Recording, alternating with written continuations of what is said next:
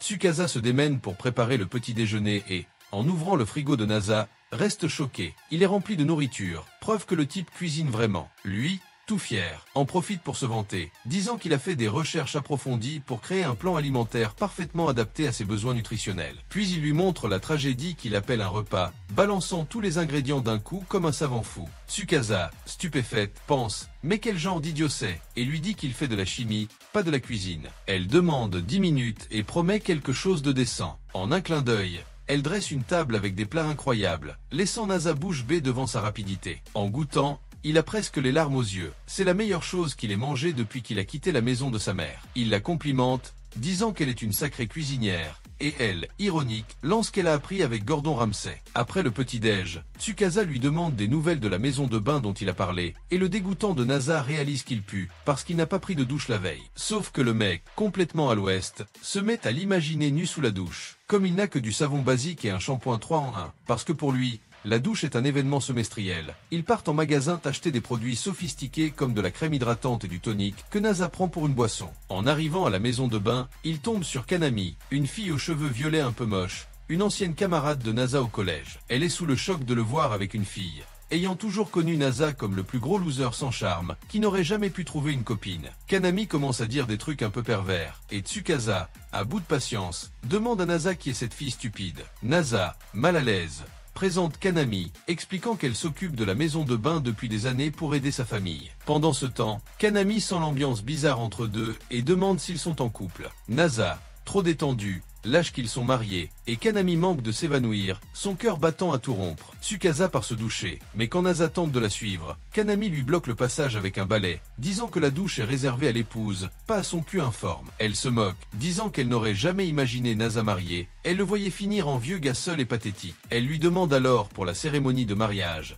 et Nasa, gêné, répond que les cérémonies sont un gaspillage d'argent aujourd'hui. Kanami ne le laisse pas passer, rétorquant que c'est juste sa pauvreté qui parle et qu'un mec qui pense comme ça ne rendra jamais sa femme heureuse. Elle lui balance qu'un mariage sans demande, sans bague ni cérémonie, c'est comme jouer aux Sims dans la vraie vie. Les mots le touchent profondément, et Nasa, enflammé, déclare son amour pour Tsukasa, jurant de consacrer sa vie à son bonheur. Juste à ce moment, Tsukasa apparaît, entend tout est rougi, morte de honte de voir son mari crier comme un idiot amoureux en public. Plus tard, pendant que Nasa prend sa douche, il rêvasse en imaginant Tsukasa nu, mais Kanami débarque sans prévenir et se moque de la taille de sa saucisse. Du côté des femmes, Tsukasa profite de la maison de bain vide, pensant se détendre et s'amuser seule. Mais avant qu'elle ne puisse le faire, une certaine Aya, la sœur aînée de la famille de Kanami, avec un visage qui ressemble à une poignée de porte, l'interrompt. Aya panique, s'excusant comme si elle avait volé une banque pour avoir envahi l'intimité de Tsukasa. Aya, voulant se faire pardonner son intrusion, propose de laver le dos de Tsukasa. Tout en la frottant avec enthousiasme,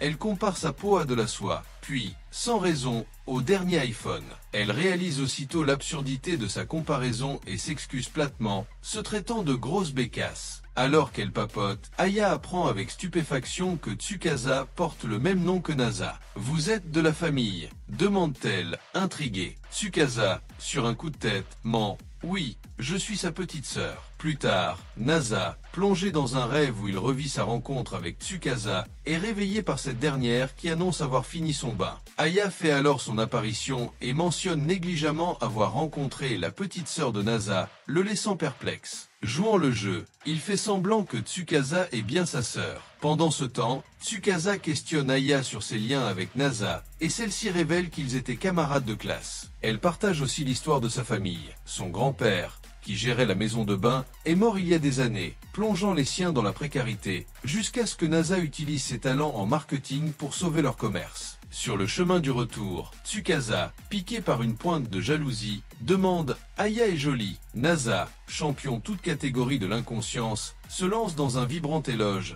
Elle est incroyablement mignonne, sans remarquer qu'il vient de réveiller le chat qui dort. Tsukasa commence à bouder. En passant devant un mariage en cours, Nasa remarque l'air chagriné de Tsukasa. Les paroles de Kanami lui reviennent en mémoire, sur comment un mariage sans cérémonie semble bâclé. Il en conclut que Tsukasa est triste de n'avoir eu aucune célébration. En réalité, elle veut juste qu'il la complimente comme il a fait pour Aya. Quand Tsukasa finit par avouer qu'elle veut se sentir belle à ses yeux, Nasa, maître incontesté de l'incompréhension, croit que le problème vient de l'absence de cérémonie. Il jure de réaliser son souhait, lui file les clés de l'appart et part en courant organiser un mariage grandiose, laissant Tsukasa pester contre son incapacité à simplement dire « tu es magnifique ». De retour seul à l'appart, Tsukasa ne remarque pas une mystérieuse fille aux cheveux blonds, assise dans une Mercedes noire, qui observe la scène. Enfermée, une seule clé, après tout, elle s'ennuie et décide de nettoyer.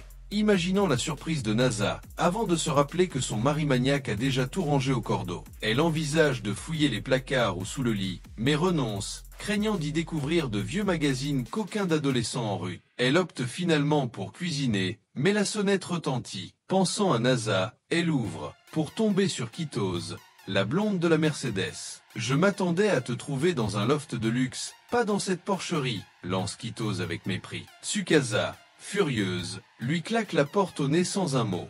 Kitose, complètement hors d'elle, se met à marteler la porte en hurlant « Tsukasa, je suis venu te chercher parce que notre arrière-grand-mère s'inquiète depuis ta disparition. » Tsukasa ouvre d'un coup sec et lui lance un cinglant. « Ferme-la, je sais que tu as supplié grand-mère de te révéler où j'étais, et que tu es venu contre son gré. » Kitose reste bouche bée quand Tsukasa balance. « Je suis marié maintenant, je rendrai visite à grand-mère quand ça me chantera. » Et elle lui claque la porte au nez une deuxième fois, laissant Kitose sous le choc, réalisant que sa sœur l'a définitivement largué. C'est alors que Nasa débarque et tombe sur Kitose en larmes. « Qu'est-ce qui se passe ?» demande-t-il, perplexe. Elle détourne le regard en marmonnant que ce n'est rien. Mais lui, jouant les gentlemen, lui tend un mouchoir. « Je ne peux pas laisser une fille moche pleurer dans la rue. » Kitose, touchée malgré elle, avoue qu'une parente refuse de rentrer à la maison. Nasa, le cœur sur la main, propose son aide. Elle le trouve étrangement gentil et lui demande ce qu'il fait là. « Je cherche un endroit pour faire ma demande en mariage », répond-il naïvement. Alors que Kitose tente de lui suggérer un lieu romantique, Tsukasa apparaît et appelle Nasa chérie. La révélation frappe Kitose comme une massue. Ce loser est le mari de Tsukasa. Nasa, sûr de lui,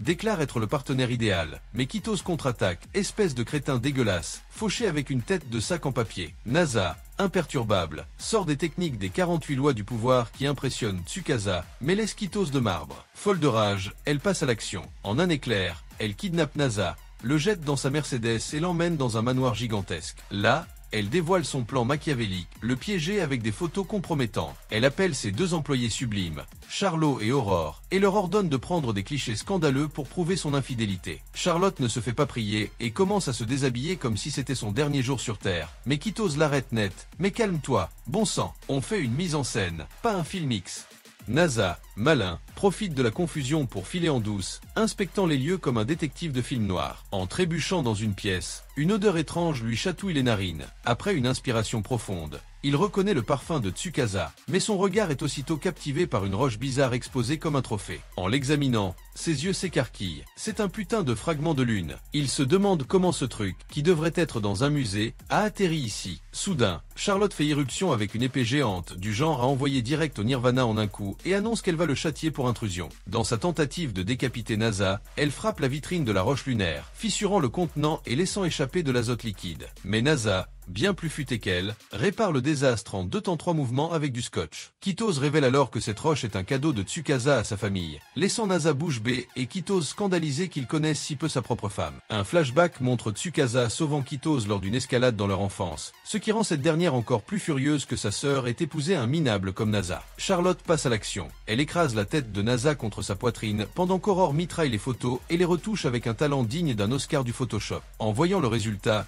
Nasa comprend qu'il est dans la merde. Le travail d'Aurore est si professionnel qu'il marmonne qu'elle devrait bosser pour un cartel, pas comme domestique. Au cœur du chaos, Tsukasa apparaît. Kitose lui ordonne de divorcer sur le champ, brandissant les photos comme preuve. Tsukasa, impassible, demande à parler à Nasa en privé, mais c'est juste une ruse pour s'échapper. Une fois hors de la pièce, Nasa se justifie, jurant qu'on l'a piégé. Tsukasa rétorque, amusé. « Je serais stupide de croire que toi, le roi des maladroits sans charme, oserais toucher une autre femme. » Pendant ce temps, Kitose et ses acolytes réalisent qu'elles se sont fait berner et se lancent à leur poursuite. Tsukasa guide Nasa à travers un passage secret menant à une vieille église. Saisissant l'occasion, Nasa se lance dans une déclaration d'amour si intense que même le prêtre fantôme des lieux applaudirait. Il termine par une tirade si mièvre qu'on dirait du chat GPT sous LSD. Tsukasa, les yeux brillants, ou peut-être juste épuisé par tout ce cirque, décide de sceller le moment par leur premier baiser.